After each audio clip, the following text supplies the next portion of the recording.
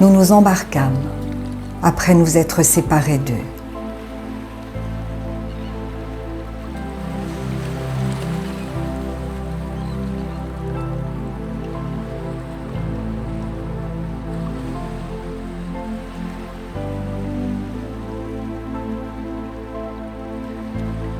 Et nous allâmes directement à Kos, le lendemain à Rhodes, et de là à Patara.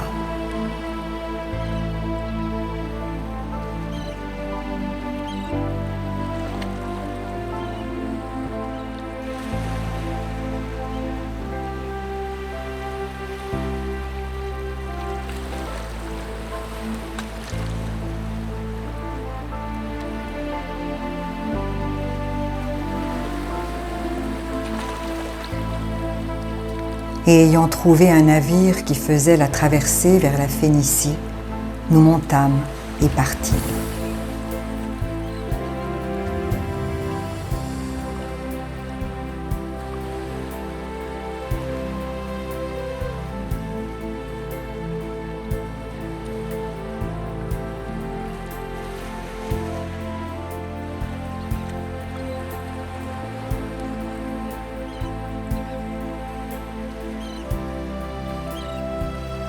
Quand nous fûmes en vue de l'île de Chypre, nous la laissâmes à gauche, poursuivant notre route du côté de la Syrie.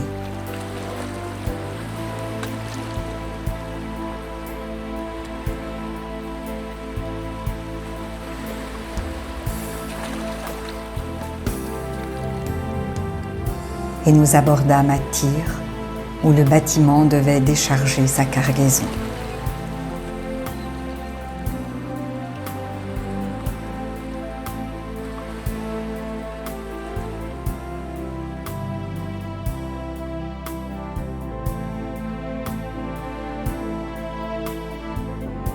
Nous trouvâmes les disciples et nous restâmes là 7 jours.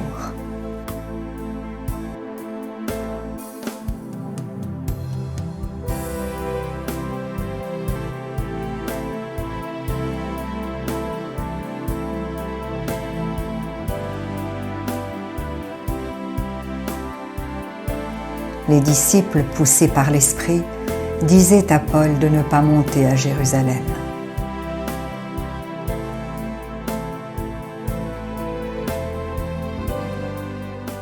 Mais lorsque nous fûmes au terme des 7 jours, nous nous acheminâmes pour partir, et tous nous accompagnèrent avec leurs femmes et leurs enfants jusque hors de la ville.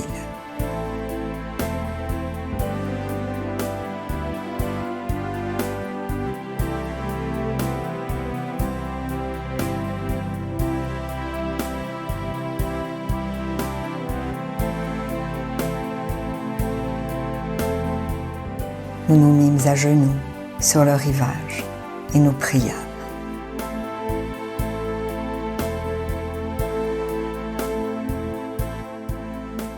Puis, ayant pris congé les uns des autres, nous montâmes sur le navire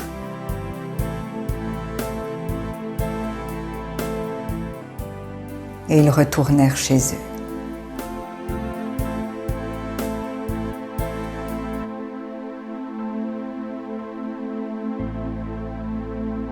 Achevant notre navigation, nous allâmes de Tyr à Ptolémaïs,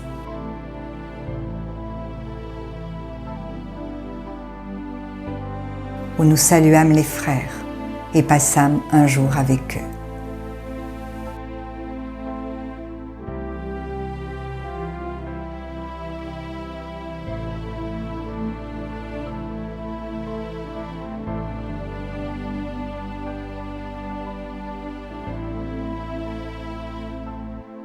Nous partîmes le lendemain et nous arrivâmes à Césarée.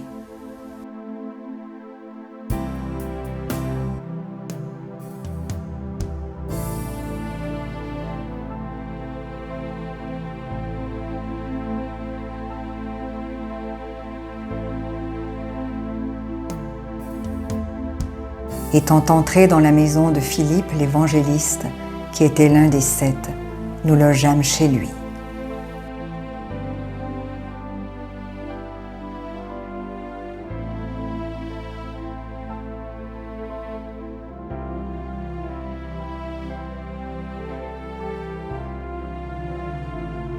Il avait 4 filles vierges qui prophétisaient.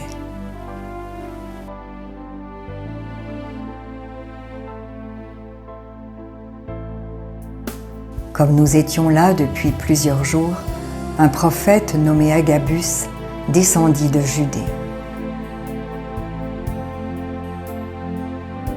et vint nous trouver.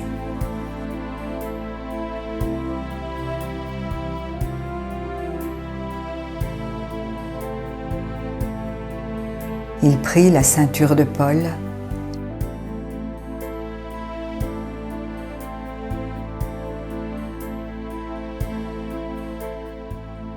se lia les pieds et les mains et dit : « Voici ce que déclare le Saint-Esprit.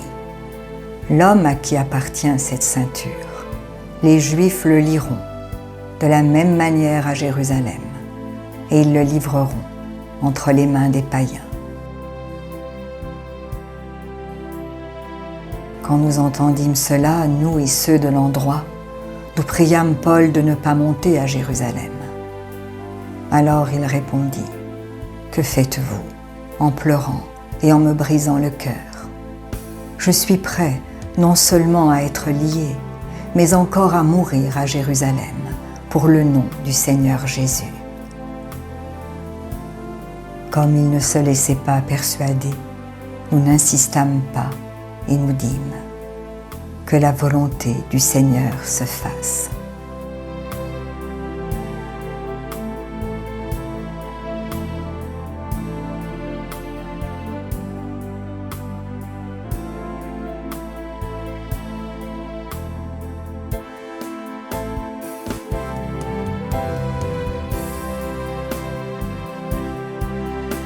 Après ces jours-là, nous fîmes nos préparatifs et nous montâmes à Jérusalem.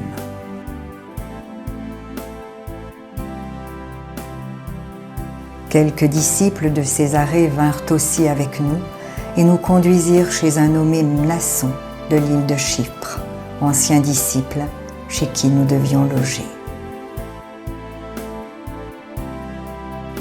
Lorsque nous arrivâmes à Jérusalem, les frères nous reçurent avec joie.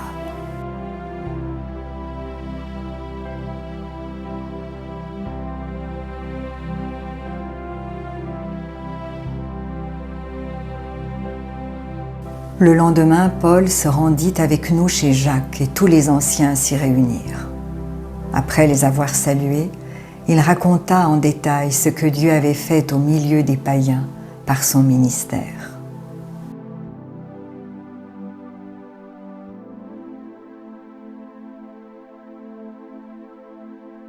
Quand ils l'eurent entendu, ils glorifièrent Dieu. Puis ils lui dirent : « Tu vois, frère, combien de milliers de Juifs ont cru, et tous sont zélés pour la loi.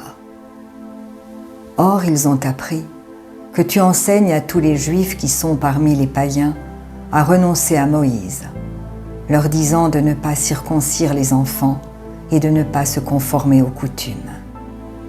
Que faire donc ? Sans aucun doute, la multitude se rassemblera, car on saura que tu es venu. C'est pourquoi fais ce que nous allons te dire. Il y a parmi nous 4 hommes qui ont fait un vœu. Prends-les avec toi, purifie-toi avec eux, et pourvois à leurs dépenses, afin qu'ils se rasent la tête. Et ainsi, tous sauront que ce qu'ils ont entendu dire sur ton compte est faux, mais que toi aussi, tu te conduis en observateur de la loi. À l'égard des païens qui ont cru, nous avons décidé, et nous leur avons écrit, qu'ils eussent à s'abstenir des viandes sacrifiées aux idoles, du sang, des animaux étouffés et de l'impudicité. Alors Paul prit ses hommes, se purifia et entra le lendemain dans le temple avec eux pour annoncer à quel jour la purification serait accomplie et l'offrande présentée pour chacun d'eux.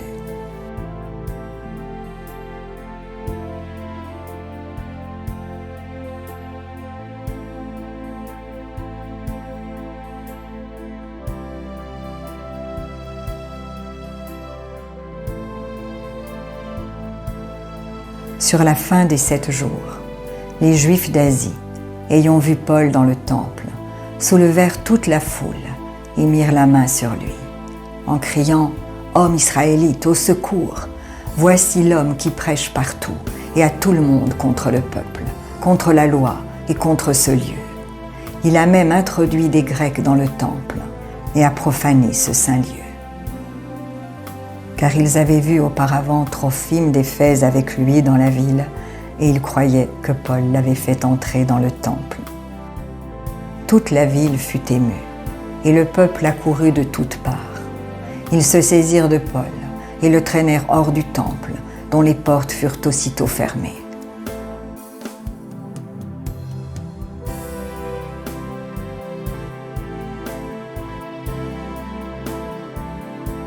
Comme ils cherchaient à le tuer, le bruit vint au tribun de la cohorte que tout Jérusalem était en confusion. À l'instant, il prit des soldats et des centeniers et courut à eux.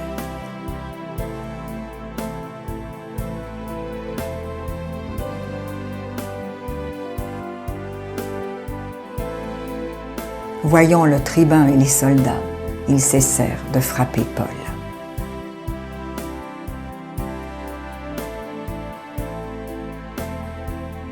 Alors le tribun s'approcha, se saisit de lui et le fit lier de 2 chaînes. Puis il demanda qui il était et ce qu'il avait fait. Mais dans la foule, les uns criaient d'une manière, les autres d'une autre. Ne pouvant donc rien apprendre de certains à cause du tumulte, il ordonna de le mener dans la forteresse.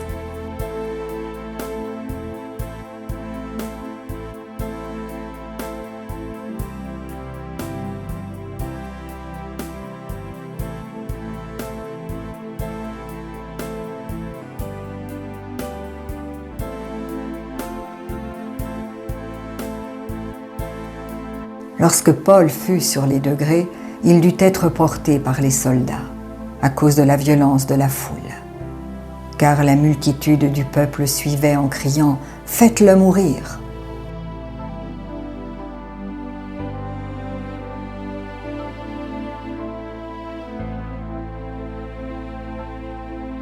Au moment d'être introduit dans la forteresse, Paul dit au tribun « M'est-il permis de te dire quelque chose ?» Le tribun répondit « Tu sais le grec? Tu n'es donc pas cet Égyptien qui s'est révolté dernièrement et qui a emmené dans le désert 4000 brigands? Je suis juif, reprit Paul, de Tars en Cilicie, citoyen d'une ville qui n'est pas sans importance. Permets-moi, je te prie, de parler au peuple. » Le tribun le lui ayant permis, Paul, debout sur les degrés, fit signe de la main au peuple. Un profond silence s'établit.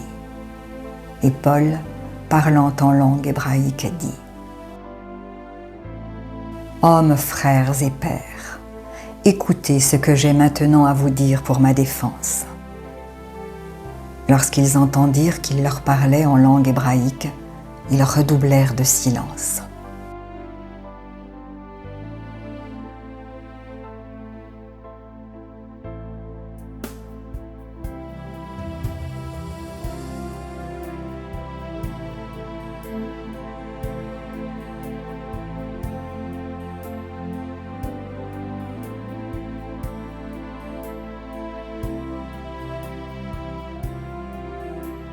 Et Paul dit « Je suis juif, né à Tars en Cilicie, mais j'ai été élevé dans cette ville-ci et instruit au pied de Gamaliel, dans la connaissance exacte de la loi de nos pères, étant plein de zèle pour Dieu, comme vous l'êtes tous aujourd'hui.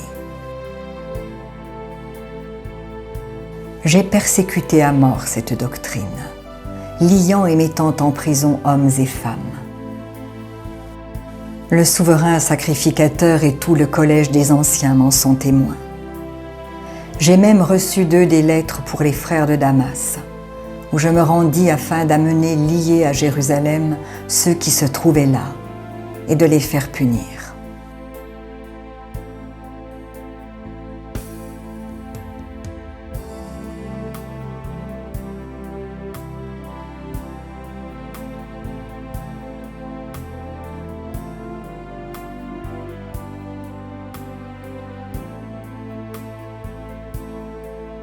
Comme j'étais en chemin et que j'approchais de Damas, tout à coup, vers midi, une grande lumière venant du ciel resplendit tout autour de moi.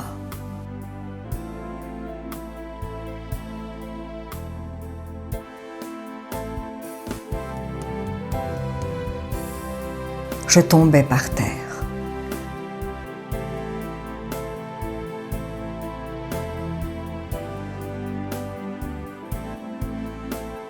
Et j'entendis une voix qui me disait « Saul, Saul, pourquoi me persécutes-tu »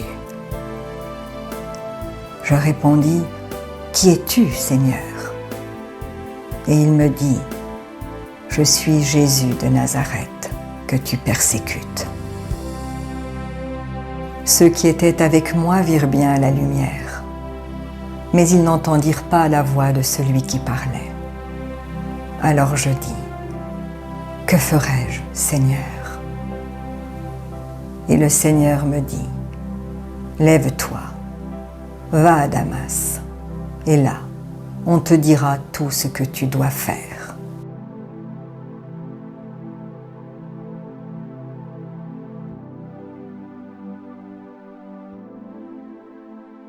Comme je ne voyais rien à cause de l'éclat de cette lumière, ceux qui étaient avec moi me prirent par la main.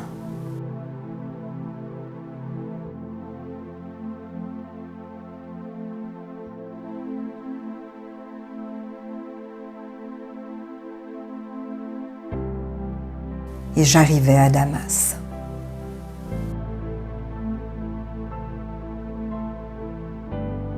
Or, un nommé Ananias, homme pieux selon la loi, et de qui tous les Juifs demeurant à Damas rendaient un bon témoignage, vint se présenter à moi et me dit « Saul, mon frère, recouvre la vue. » Au même instant, je recouvrai la vue et je le regardais.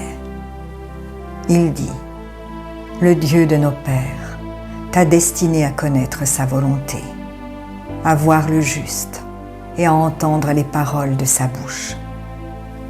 Car tu lui serviras de témoin auprès de tous les hommes des choses que tu as vues et entendues. Et maintenant, que tardes-tu? Lève-toi, sois baptisé et lavé de tes péchés, en invoquant le nom du Seigneur. »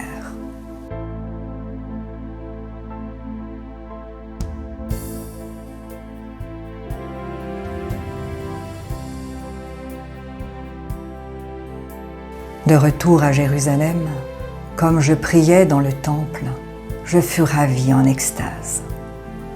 Et je vis le Seigneur qui me disait « Hâte-toi et sors promptement de Jérusalem, parce qu'ils ne recevront pas ton témoignage sur moi. »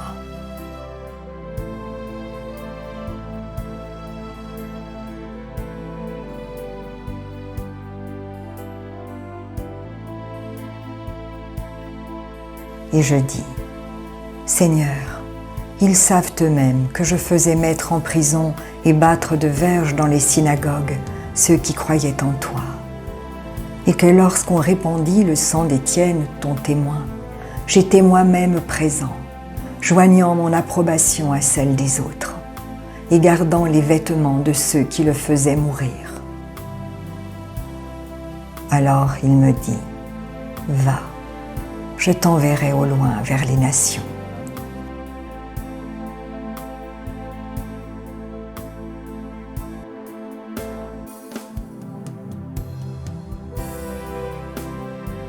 Ils l'écoutèrent jusqu'à cette parole.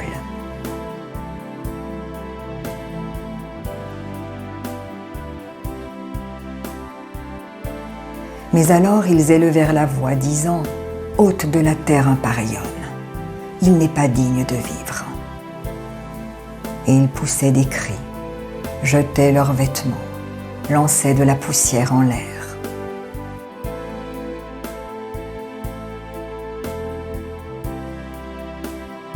Le tribun commanda de faire entrer Paul dans la forteresse et de lui donner la question par le fouet, afin de savoir pour quel motif il criait ainsi contre lui.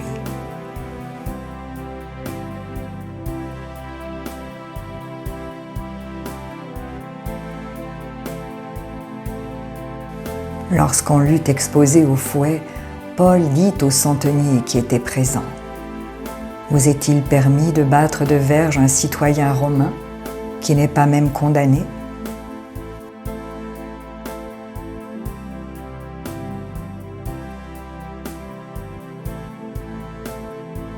À ces mots, le centenier alla vers le tribun pour l'avertir, disant : « Que vas-tu faire ? Cet homme est romain. »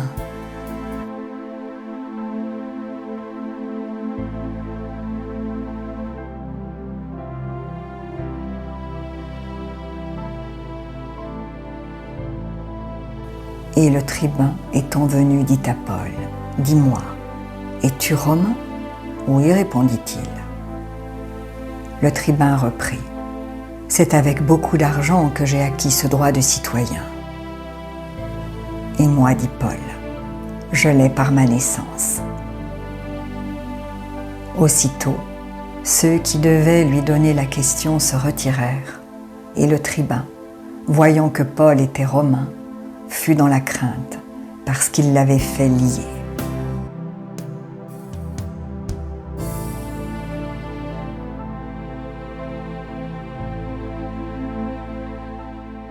Le lendemain, voulant savoir avec certitude de quoi les Juifs l'accusaient, le tribun lui fit ôter ses liens et donna l'ordre aux principaux sacrificateurs et à tout le Sanhédrin de se réunir. Puis, faisant descendre Paul, il le plaça au milieu d'eux.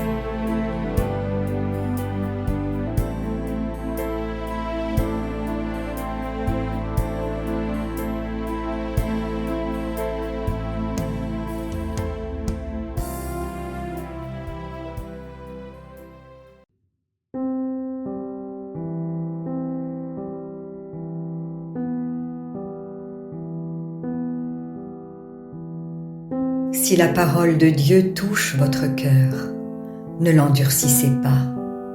C'est Jésus qui se manifeste. Il vous dit : « Voici, je me tiens à la porte et je frappe. Si quelqu'un entend ma voix et ouvre la porte, j'entrerai chez lui. Je souperai avec lui et lui avec moi. » Alors, si vous n'avez pas encore fait de Jésus votre Sauveur et votre Seigneur personnel, vous pouvez maintenant le faire. Déclarez à haute voix et d'un cœur sincère : « Père, je te remercie parce que tu as envoyé Jésus-Christ mourir sur la croix pour mes péchés, et tu l'as ressuscité des morts. Je désire, du plus profond de mon cœur, recevoir ce pardon et être racheté par le sang de Jésus. Je t'accueille maintenant, Jésus, comme mon Seigneur et mon Sauveur. Je renonce désormais au péché et je veux te suivre tous les jours de ma vie. Au nom de Jésus. Amen. Si vous avez fait cette prière, dites-le nous simplement dans les commentaires. Nous prierons pour vous et nous nous réjouirons avec le ciel tout entier, car Jésus a dit : « Sachez qu'il y a plus de joie dans le ciel pour un seul pécheur qui se repent que pour 99 justes qui n'ont pas besoin de repentance. » Puis continuez de vous fortifier et de vous purifier par la parole de Dieu. La foi vient, mais elle ne vient que d'une seule source, de ce qu'on entend de la parole de Christ. Demandez à l'Esprit Saint de vous guider et de vous éclairer dans sa connaissance. Il vous conduira dans toute la vérité. Il vous équipera pour toutes les circonstances de votre vie. Vous verrez que peu à peu, il vous révélera ce que ne peuvent comprendre ceux qui ne vont pas dans la parole. Car l'homme naturel n'accepte pas ce qui vient de l'Esprit de Dieu. C'est une folie pour lui. Il est même incapable de le comprendre, parce que c'est spirituellement qu'on en juge. Et maintenant, ne restez pas seul. Trouvez une église qui se nourrit de la parole et y est fidèle. Soyez vigilants dans les enseignements que vous écoutez, car plusieurs faux prophètes s'élèveront et ils séduiront beaucoup de gens.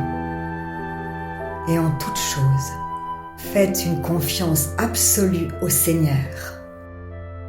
Vous êtes richement bénis.